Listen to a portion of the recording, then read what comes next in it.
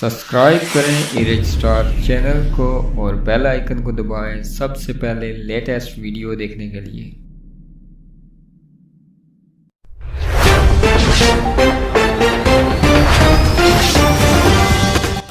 Mirpur corona virus के पेश नज़र आज़ाद कश्मीर भर में ईद उल अज़हा के दौरान सियाती मकामात मुकम्मल तौर पर बंद होंगे।